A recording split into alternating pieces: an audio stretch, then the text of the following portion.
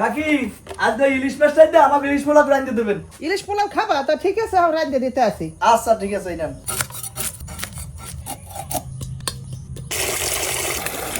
ইলিশ মাছ ধোয়া হয়ে গেছে, এখন এই ইলিশ মাছ ম্যারিনেট করতে হইবে। আর ম্যারিনেট করার পানে দিয়ে দিতে আসি টক দই, পেঁয়াজ বাটা, আদা রসুন বাটা, কাঁচামরিচ বাটা, মরিচের গুঁড়ি, জিরার গুঁড়ি, নুন। এখন সবকিছু ভালো মতো মাখতে হইবে। ইলিশ মাছ ম্যারিনেট করা হয়ে গেছে, এখন আমাকে পেঁয়াজের বেরেস্তা করতে হইবে। আর বেরেস্তা করার পানে দিয়ে দিতে আসি সোয়াবিন তেল, কুচাইনা পেঁয়াজ। পেঁয়াজের বেরেস্তা করা হয়ে গেছে, এখন কিছু বেরেস্তা উপরে থুমো। এখন ডিস্কো পাইলার মধ্যে ম্যারিনেট করা ইলিশ মাছ দিয়ে দিমু, মশলা ধোয়া পানি। মাছ একটু উতলাই উঠছে, এখন দিয়ে দিমু আনাম কাঁচামরিচ। এখন ডিস্কো পাইলে হরাইতে ডাকতে তুমি। ইলিশ মাছ রান্না হয়ে গেছে, এখন উড়াই থুমো।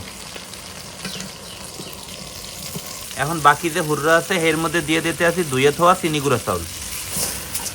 এখন এই চাউল ভালো মতো ভাজতে হইবে। এখন দেবো দারচিনি আর এলাচি। চিনি গুঁড়া চাউল ভাজা হয়ে গেছে, এখন দিয়ে দিব গরম পানি, নুন। এখন ডিস্কো পাইলা হরার দিয়ে ডাইকে থুমো। পানি পুরোপুরি টাইনে গেছে, এখন ইলিশ মাছ দিয়ে দিব। এখন দিয়ে দিতে আসি পেঁয়াজের বেরেস্তা। এখন ডিস্কো পাইলা হরার দিয়ে ডাইকে থুয়ে উড়াই থুমো।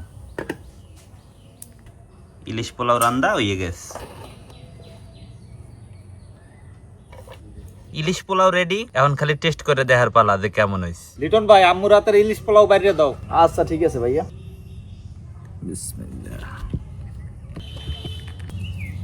কাকু লন বিসমিল্লাহ করে খাওয়া শুরু করি। হ্যাঁ, খাওয়া শুরু করো। বিসমিল্লাহ। রল ভাই কেমন লাগে? মজা। আব্বু কে?